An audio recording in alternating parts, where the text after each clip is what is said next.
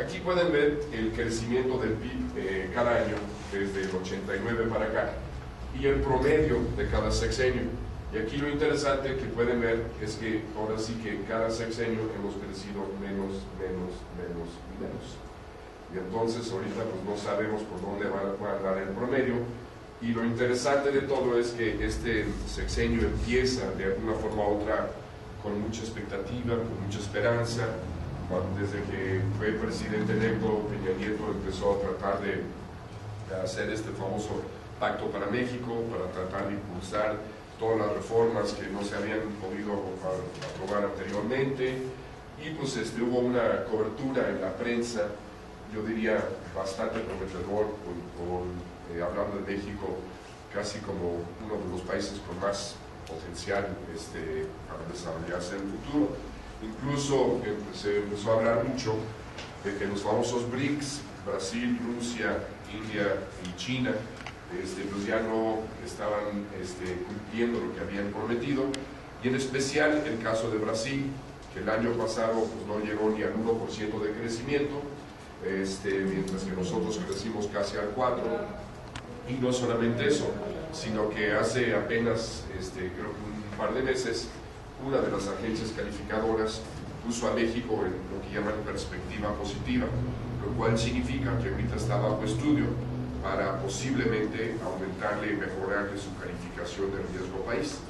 Y apenas hace, creo que fue unos 2 o 3 semanas, pusieron a Brasil en perspectiva negativa, lo cual significa que está bajo estudio, porque lo más seguro es que le van a bajar la calificación, porque pues, realmente, entre otras cosas, no está creciendo, no le va bien, y ha mantenido una política fiscal expansiva que realmente los ha hecho muy vulnerables a cualquier shock, a cualquier problema que pudiera pasar, y por eso lo están considerando en esta perspectiva negativa. Pero lo interesante de todo esto es que mientras que empezó a haber toda esta cobertura fabulosa de México en el extranjero, que hablaba que México ya tenía más potencial que Brasil y que íbamos a ser de los países más prometedores, pues a partir de mediados de justamente el año pasado, justamente a partir del momento en que salió electo Peña Nieto para acá, después de haber crecido a una tasa anualizada, desestacionalizada, promedio 4% con respecto al trimestre anterior por 10 trimestres consecutivos, a partir de mediados del año pasado hemos crecido 3 trimestres consecutivos con un crecimiento que no llega ni al 2%. O sea, de repente la economía se empieza a desacelerar y estamos dejando de crecer. Entonces, pues de repente muchos economistas, analistas están preguntando, pues ¿qué pasó? ¿Es cierto que México promete que puede realmente crecer a tasas mayores o no? Pues no sé, eso es justamente lo que vamos a tratar de ver.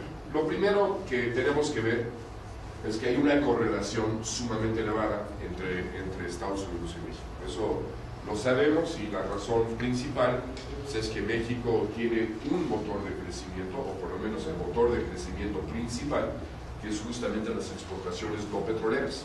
Si nosotros crecen nuestras exportaciones bien, eso jala al resto del país, y el país más o menos puede crecer. Sin embargo, cuando se le apaga ese motor, pues como que es como un coche sin gasolina, y poco a poco como que va perdiendo velocidad, y pues la economía interna pues básicamente deja de crecer. Eso justamente lo vimos a mediados del año pasado. Las exportaciones no petroleras empezaron a crecer cada vez un poco menos, y la economía interna con un poquito de rezago, pero también empezó a perder de alguna forma u otra la velocidad. Y de esas exportaciones no petroleras, casi el 80, ahorita creo que andan como el 78, por ahí no sé, de nuestras exportaciones van a Estados Unidos. Cuando se firmó el Tratado de Libre Comercio era el 80%, como 10 años, no, 5 o 6 años después había subido hasta casi el 90%, y en los últimos 10 años hemos estado diversificando un poco las exportaciones, y ha ido bajando desde casi 90 a 80 otra vez, y ahora está abajito, 79, 78, pero a pesar de que esa tendencia seguramente va a seguir a la baja en los siguientes años, yo creo que todavía dentro de 10 años nos vamos a estar exportando todavía por lo menos 70% más a Estados Unidos. Dentro de lo que exportamos, la mayor parte, más o menos como un 80% ha de ser, son bienes manufactureros. Entonces, estamos muy ligados no solamente al ciclo económico de Estados Unidos, sino en particular a su producción manufacturera, a la producción industrial.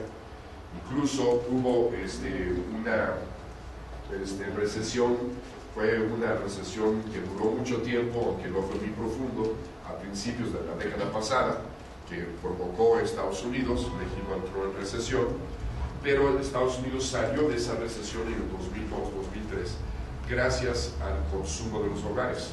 En Estados Unidos el motor principal de crecimiento de su economía es el consumo de los hogares. Mejoró, empezó el consumo, eso jaló al resto de la economía estaba creciendo arriba de 3%. Sin embargo, por varias diferentes razones, la producción industrial quedó estancada. Y como quedó estancada la producción industrial de Estados Unidos, pues México no pudo exportar más y nosotros alargamos una recesión muy suave, pero la alargamos y casi no tuvimos crecimiento en el 2002 y todavía por lo menos la mitad del 2003. Entonces, pues precisamente ahí es donde nos damos cuenta de esta dependencia. Tenemos que ver dónde está Estados Unidos, pero no solamente cómo va creciendo su PIB, sino cuáles son los factores que lo hacen crecer. Y en ese sentido, pues ahorita Estados Unidos tiene, desde que salió de la recesión, que fue a mediados del 2009, para acá, tiene 3 años de crecimiento bastante bajo, muy por debajo de su promedio. Incluso la recuperación que se define desde el momento en que sale de la recesión hasta el momento en que regresa al pico más alto anterior, ahí ya termina la recuperación y empieza lo que llamamos la expansión, pues Estados Unidos todavía está en una etapa de recuperación y ha sido la recuperación más larga que ha tenido Estados Unidos saliendo de cualquier recesión.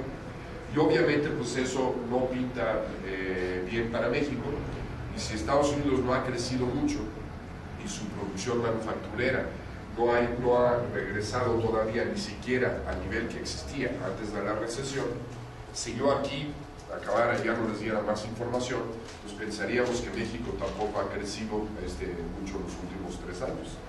Sin embargo, la verdad no es así. México creció relativamente bien, 4.3 promedio por 3 años consecutivos. El primer año, 2010, un efecto de rebote saliendo de la recesión, crecimos más de 5, y después en el 2011 y el 2012 crecimos 3.9% cada año. Y la verdad es un crecimiento bastante bueno si tomamos en cuenta cómo ha crecido Estados Unidos. Entonces aquí la primera pregunta que tenemos que hacernos es ¿cómo fue que México pudo crecer ese 4.3% por 3 años, siendo que Estados Unidos no lo estaba jalando, siendo que siempre cuando Estados Unidos no crece nosotros tampoco? ¿Por qué fue esta una excepción? Y de ahí la siguiente pregunta es, bueno, ¿qué ha pasado con esos factores que nos ayudaron a crecer por 3 años, que ahorita ya no estamos creciendo y parece ser que estamos entrando en un estancamiento? Y por último, había que preguntarnos que si estos factores van a cambiar o no y cuáles podrían ser las perspectivas de aquí en adelante. Pues lo primero que vemos, y así si igualamos la producción industrial de México y de Estados Unidos igual a 100 en enero del 2008, podemos ver aquí claramente el efecto de la recesión, como llegamos más o menos los dos países casi al mismo tiempo al punto más bajo, y a mediados del 2009 empieza ya la recuperación. Pero aquí lo interesante es que pueden ver que la producción industrial de México no cayó tanto como cayó Estados Unidos. Y después, cuando empieza ya esta recuperación, nosotros regresamos al pico anterior, más o menos a mediados del 2011, siendo que Estados Unidos todavía a la fecha no ha regresado al nivel que tenía antes de su recesión. Entonces, eso es una primera pregunta de cómo es que nuestra producción industrial ha respondido mejor a Estados Unidos y por qué Estados Unidos como que se ha ido estancando. Y la otra cosa, antes de cambiar esta gráfica, es que vean cómo veníamos creciendo y de repente aquí como que parece ser que nos estancamos, incluso aquí como que parece ser el comienzo de una tendencia a la baja. Entonces aquí como que empezamos a perder fuerza, mientras que en Estados Unidos sí se nota quizás un poquito menos de crecimiento aquí, pero como que no ha perdido esa fuerza, y su tendencia última es de que todavía debe de seguir creciendo más. Bueno, una de las primeras preguntas o de las primeras cuestiones que podemos preguntar sobre esto es que, si ustedes recuerdan, en la recesión, la gran recesión del 2008-2009, en Estados Unidos, de los sectores más afectados, aparte del sector financiero, fue el sector de la vivienda.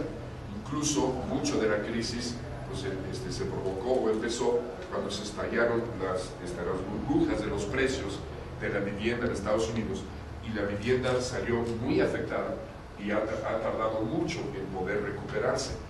Incluso se ha recuperado últimamente, pero está llegando a niveles que existían en recesiones anteriores, y eso ha sido su recuperación. Entonces ha sido un sector bastante afectado. Y en México pues nadie habla necesariamente de la construcción. Puede ser que nos ha ido bien, y entonces pudiera ser que la diferencia de esta gráfica se debe a la construcción. Pero hay que saber lo que indican los indicadores, y hay que saber que en México incluimos la construcción dentro de la producción industrial. La actividad industrial, tal cual llamamos las actividades secundarias, incluye la manufactura, minería, construcción y también lo que es la producción de electricidad, agua y gas. Sin embargo, en Estados Unidos no incluyen la construcción en la producción industrial, nada más incluye la manufactura y lo que ellos llaman la producción de los utilities, que es justamente electricidad, gas y agua. Entonces eso puede ser. Aquí estamos viendo que la producción industrial de Estados Unidos no ha crecido mucho, pero bueno, no tiene la construcción. La de México sí tiene la construcción, entonces eso pudiera ser una de las claves. Pero si nos concentramos entonces en la producción manufactura de los dos países, que sí los podemos comparar, esta es una comparación que todo el mundo hace, pero no es estrictamente válido, porque uno tiene construcción y el otro no. Vámonos a la producción manufacturera. Y aquí resulta que la diferencia todavía es mucho mayor, no menor, como hubiéramos intuitivamente pensado. Aquí pueden ver que también igual cayó bastante más todavía la producción manufacturera, la de México también, pero no tanto como Estados Unidos, y los dos se recuperaron, pero Estados Unidos se estaba recuperando como que medio se estancó tantito, recuperación, estancamiento, y últimamente como que quiere medio crecer. Y México pues llegó al pico anterior, aquí incluso a fines del 2010 ya estábamos produciendo lo mismo que estábamos produciendo antes de la recesión. En cambio, Estados Unidos está todavía como un 5% más o menos abajo del nivel que tenía en el pico de la recesión, y hasta aquí vemos una brecha realmente mucho mayor. Entonces aquí lo que tenemos que ver realmente, lo que ha pasado, es que nuestro motor principal de crecimiento, que son las exportaciones no petroleras, y que depende muchísimo del ciclo de la producción manufacturera de Estados Unidos, sí jaló, a pesar de que no jaló muy bien la producción manufacturera de Estados Unidos. Aquí podemos ver nuestras exportaciones no petroleras, cómo veníamos creciendo relativamente bien, y en el efecto de la recesión salimos muy rápido de la recesión y hemos tenido un crecimiento bastante acelerado por un buen tiempo, por 3 años, y aquí como que ya al final es donde vemos el estancamiento y donde vemos que ya como que dejamos de crecer un poco. ¿Cómo fue que pudimos crecer nosotros y tener estas exportaciones cuando Estados Unidos no estaba teniendo un crecimiento correspondiente en su demanda? Aquí lo que pasó es que podríamos decir que México ganó la recesión, es decir, teníamos problemas, por ejemplo, vean aquí el estancamiento de nuestras exportaciones, lento crecimiento por acá, etcétera, y saliendo de la recesión de repente empezamos a crecer mucho más. El crecimiento promedio del sexenio de Calderón pues fue menor al promedio de Fox creo que no llegó ni al 2% promedio anual en los 6 años. Y de repente, por 3 años crecimos 4.3%. La razón es que muchos de los factores que explican la falta de crecimiento en esta década, este par de décadas anteriores, pues se revirtieron.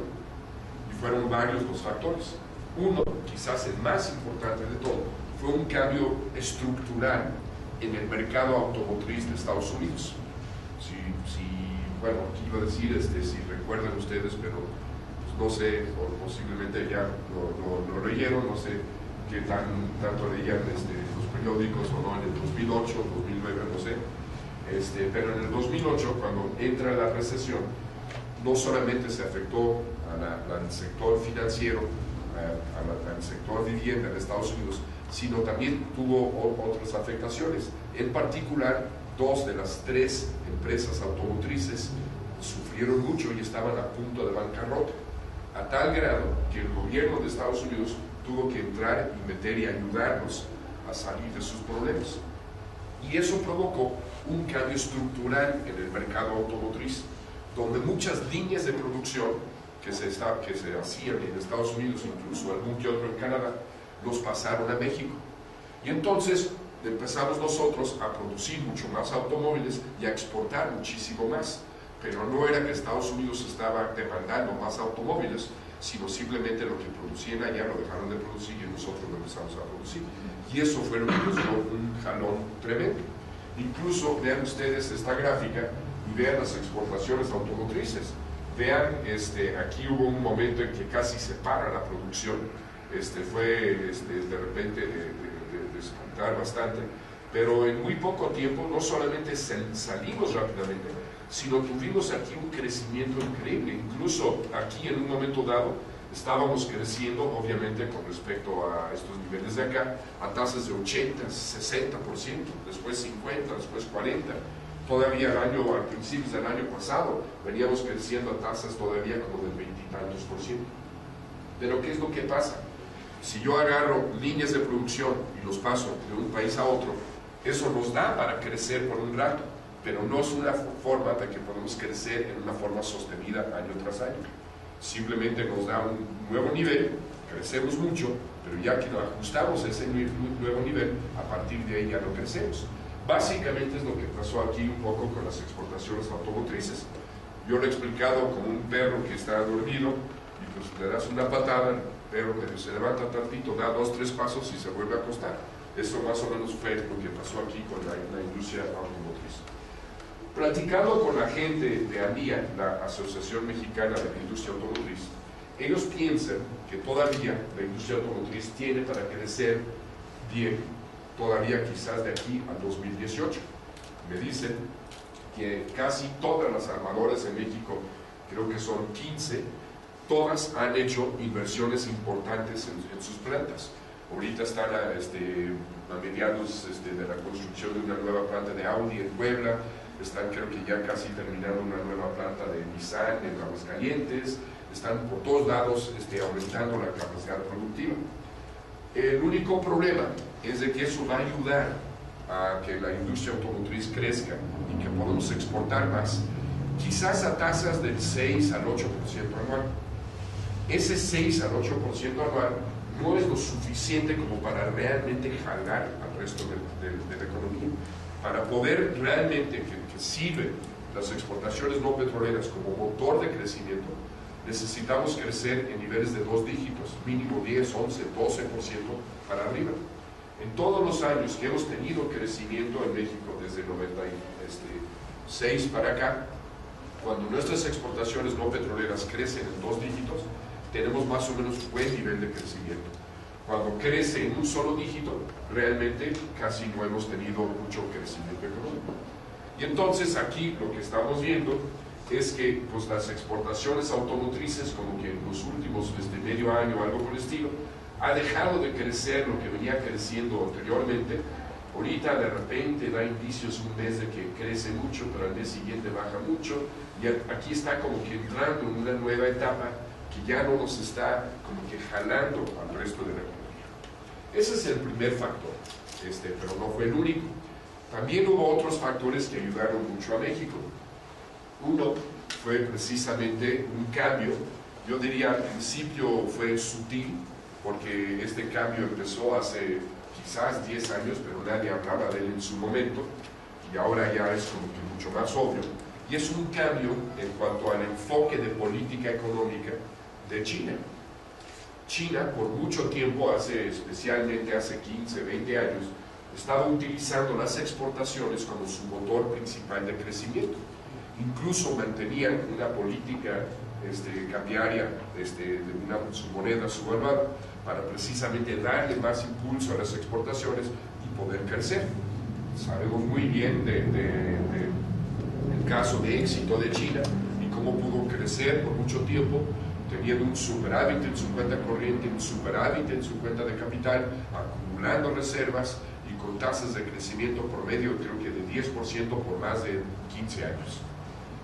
Lo que pasa es que si ustedes mantienen una política cambiaria donde la moneda está subvaluada, no mucha gente, especialmente los políticos, no están quizás muy al tanto de esto, pero eso también significa que la mano de obra también va a estar subvaluada de alguna forma u otra y que el poder adquisitivo de la clase obrera pues va a estar bastante bajo. Y la razón es que a través de la política cambiaria le restas poder adquisitivo a tu clase trabajadora para que puedas exportar a un costo menor.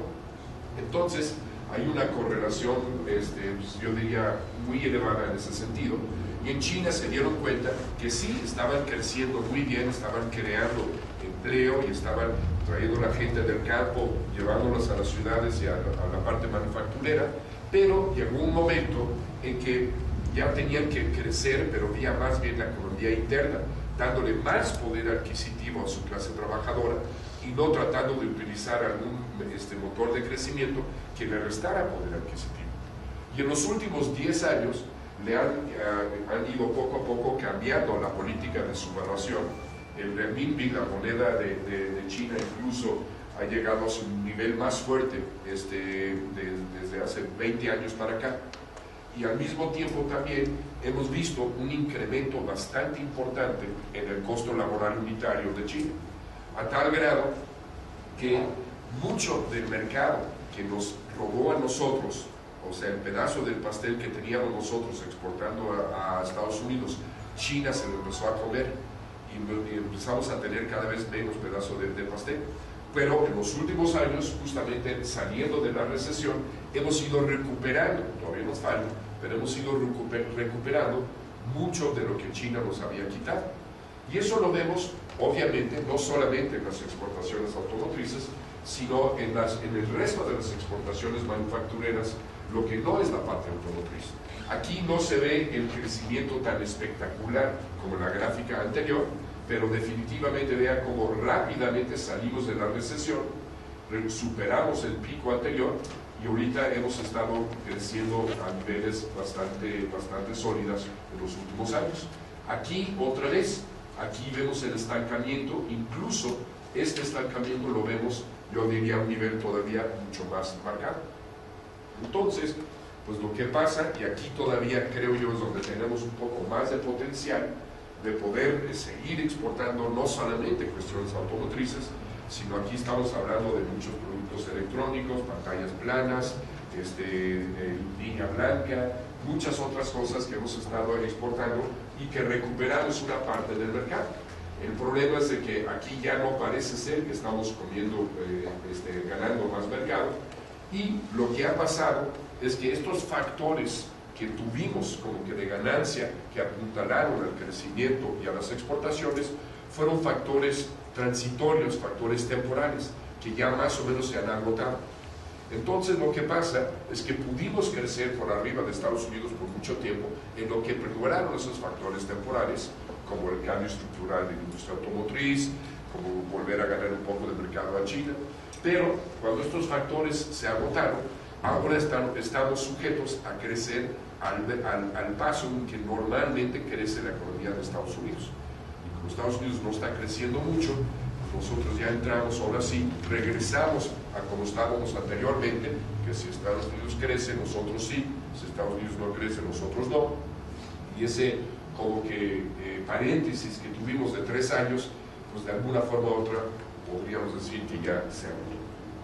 Entonces aquí pues la primera pregunta es, bueno, ya se los había adelantado, es que si las exportaciones automotrices van a poder seguir creciendo como estaban creciendo antes o no. Vean ustedes cómo aquí esta pendiente cada vez es menor, y aquí como que ya la tendencia del volumen de automóviles, pues aquí ya se ve que ya no está creciendo, pero vamos a ver, ya con estas nuevas inversiones, posiblemente puede retomar un poquito aquí el crecimiento. Sin embargo, creemos que en el corto plazo, por lo menos en el mediano plazo, no va a ser lo suficiente como para jalar al resto de la economía. Otro factor muy importante fue el tipo de cambio. Ustedes recordarán primeramente en el 2008, el tipo de cambio estaba llegando a estar por debajo de 10 pesos por dólar. Tuvimos un ajuste muy importante en el 2008, que después se empezó a apreciar, empezó a bajar, y a mediados del 2011 otra vez tuvimos un ajuste en el tipo de cambio, que más o menos nos dio niveles bastante elevadas aquí, incluso también en el 2009 y 2010, también niveles relativamente elevadas, y este tipo de cambio pues, nos ayudó a apuntalar el crecimiento de las exportaciones. Sin embargo, aquí parece una tendencia hacia la apreciación, no estamos muy seguros. El último mes hubo un ajuste que estábamos casi en 12 y nos regresamos prácticamente a 13, pero no queda claro si este es simplemente un movimiento temporal o más permanente. ¿Qué es lo que mueve el tipo de cambio? En el caso de México, realmente no son las exportaciones y las importaciones. Si ustedes ven, por ejemplo, el resultado de nuestra balanza comercial, van a encontrar que tenemos una balanza comercial deficitario muy pequeño. Y de repente, incluso algunos meses tenemos un pequeño superávit, un pequeño déficit, pero en el año en su conjunto la diferencia entre exportaciones e importaciones es muy poco. Incluso, como nuestras exportaciones tienen un alto contenido de bienes importados, cuando bajan las exportaciones, automáticamente bajan las importaciones. Entonces es como un estabilizador prácticamente automático. Entonces eso no mueve mucho al tipo de cambio. Lo que mueve al tipo de cambio son los flujos de inversión extranjera, pero no directa, sino los que son de portafolio, los que llaman la inversión extranjera en cartera. Y el problema, si ustedes recordarán, justamente terminando la gran recesión, pues Estados Unidos empezó con una política monetaria sumamente expansiva, a tal grado que llegaron con su tasa de política monetaria prácticamente en cero, ya no podían bajar más la tasa, y entonces inventaron unos mecanismos para inyectar liquidez en la economía, para que la masa monetaria fuera ampliándose, a pesar de que no podían utilizar ya la tasa de interés para este mecanismo. Y eso dio pie a un gran incremento de la liquidez en prácticamente todo el mundo, porque también la Unión Europea, el Banco Europeo también empezó a hacer lo mismo, y todas las economías han hecho prácticamente algo similar. Incluso Japón, que nunca había hecho eso, ahora tiene una política monetaria muy expansiva. ¿Qué significa eso? Significa que hay una gran cantidad de liquidez a nivel mundial, y esa liquidez va buscando rendimientos, y obviamente siempre busca la mezcla de riesgo-rendimiento que más conviene. Obviamente donde hay más rendimiento hay más riesgo, y donde no hay riesgo, pues no hay rendimiento. Entonces ese dinero pudo haberse quedado en Estados Unidos, pero no hay rendimiento. Y entonces resulta que los países emergentes ahorita, en la mayoría, tienen una mezcla de riesgo-rendimiento mucho más atractivo, y dentro del conjunto de los países emergentes, México es uno de los que mejor mezcla de riesgo-rendimiento tiene. Y uno de los factores que ayudó muchísimo a que México atrayera una gran cantidad de capital de extranjero en portafolio fue que a partir de mediados, creo que fue mediados del 2010, a México se le invitó a formar parte de lo que se llama el Índice Global de Bonos Soberanos. Este es un grupo de como 25 países, donde prácticamente todos son países desarrollados. Entonces, son los países que mejor, por decirlo así, más solidez tiene su mercado de bonos soberanos.